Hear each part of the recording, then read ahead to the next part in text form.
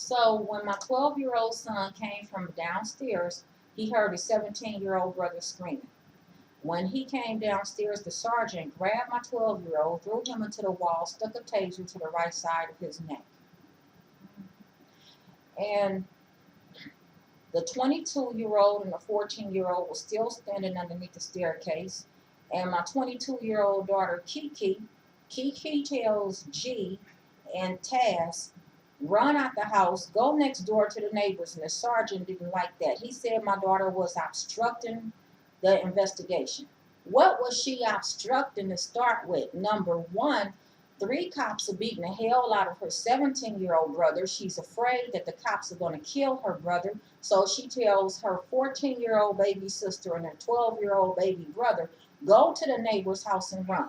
The sergeant socked my daughter in her eye, gave her a headache for 5 days, put 2 pairs of handcuffs on her. She was 5'6". She weighed 141 pounds. So what happened?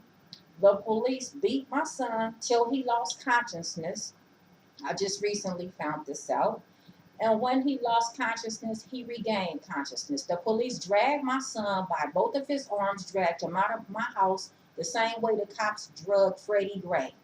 My son had lost consciousness. He was out of it. He was talking out of the side of his head. Okay, they set my son in the driveway along with my 22-year-old daughter.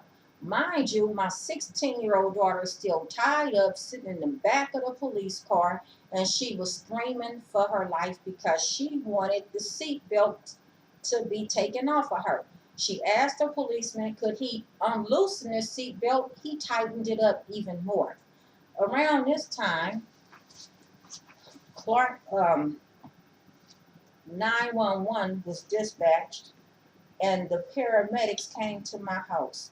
When the paramedics came to my house, I was told Medic West was the ones who came to my house. I know one of the Clark County firefighters, his name is Roy Lee Session. When I talked to Roy, I asked Roy if he could give me some information about Clark County Fire Department arriving at my address. That's not even Clark County Fire Department's territory. Why would they be coming to my house? The man told me, oh, just say that they were there. Just say that they were there. No, I'm not going to just say that they were there. I'm not going to just agree to something. My kids are telling me one thing and the kids next door are telling me something else.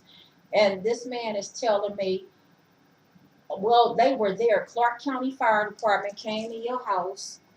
And by the way, show me a picture of what you're working with. And if I don't get what I want from you, I get it from somebody else. Okay, I'm going to tell you like I told him. I feel sorry for your wife, Shantae. Anyway, okay, somebody's playing games.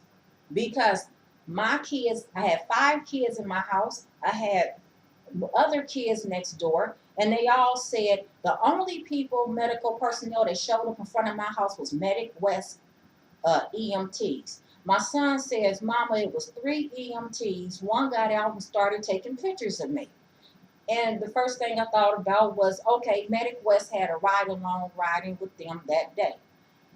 Why would anybody get out and just start taking pictures of my child?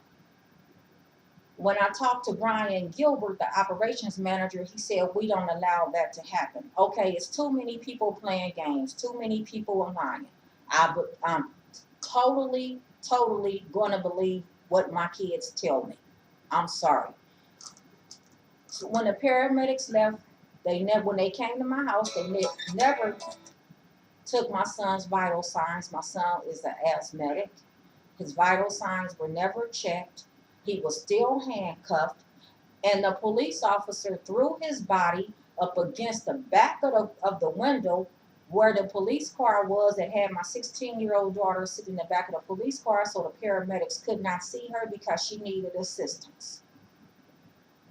So the police officer waited till the paramedics left. When the paramedics left, he threw my son as well in the back of the police car after he just regained consciousness. By the time I got home, when I finally got home with my oldest son, The kids next door came to me and they told me everything that happened. The police officer took the 22-year-old cell phone, put it on top of the hood of the car, drove off. They never did read the 16 and 17-year-old their rights. And what they told my kids was, oh, you know, we only been on the streets for a week. Oh, and I'm going to have fun with you in court. I can't wait to see you in court. This ends part one of my video.